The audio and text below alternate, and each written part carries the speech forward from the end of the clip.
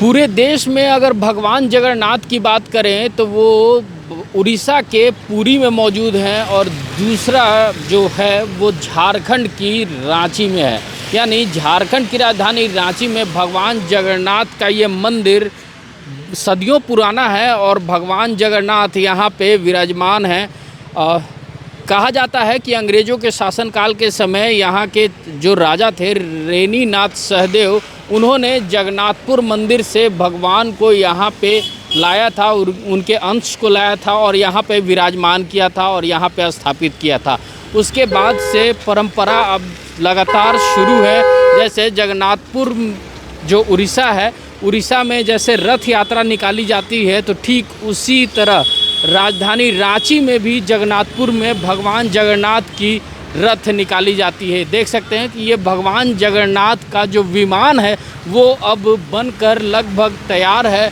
केवल इसके गुंबद और छत बनाने बाकी हैं और कारीगर लगातार ज़ोर शोर से इसको बनाते नज़र आ रहे हैं। 27 तारीख को यानी 27 जून को रथ यात्रा है और इस रथ यात्रा में जो कारीगर हैं वो उड़ीसा से भी आते हैं, उड़ीसा के जगन्नाथपुरी मंदिर से भी आते हैं इस रथ की पेंटिंग और इस रथ की मरम्मती करने के लिए। हम आपसे जानना चाहेंगे कि आप कारीगर हैं यहाँ पे? आप यहाँ कारीगर हैं? हाँ, ये रथ बना रहे हैं? रथ बना रहे हैं। कितने दिनों से बना रहे हैं ये रथ? ये अक्षय तृतीया दिन से चालू होता है, 1 महीना पहले से। 1 महीना पहले से? हाँ, मतलब 1 महीना का समय लगता है इस पूरे रथ को तैयार करने में। तैयार करने में कितने लोग लगते हैं इस रथ को बनाने में? इसमें हम लोग 5 आदमी हैं जी। रथ बनाने के लिए और पेंटिंग वाला है 6 आदमी। पेंटिंग वाले 6 आदमी हैं। रथ बनाने वाले कहाँ से आते हैं और पेंटिंग करने वाले कहाँ से आते हैं? हम लोग नहसराय जगन्नाथपुर का रहने वाला है जी। यहीं का बासिंदा है जी।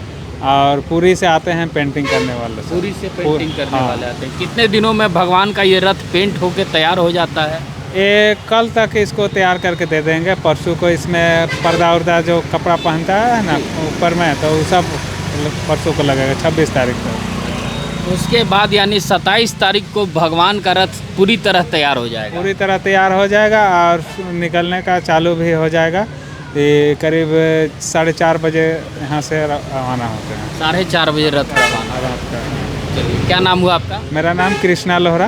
कृष्णा लोहरा। आपसे अब दिखाना चाहेंगे कि जो ये रथ है, ये रथ अब धीरे धीरे तैयार हो चुका है। महज 1 से 2 दिनों में ये रथ पूरी तरह तैयार हो जाएगा बनकर और उसके बाद 27 जून को भगवान जगन्नाथ को मंदिर से, यानी वो अभी कोप भवन में है, विश्राम करते नज़र आ रहे हैं क्योंकि अभी भगवान को बुखार लगा हुआ है।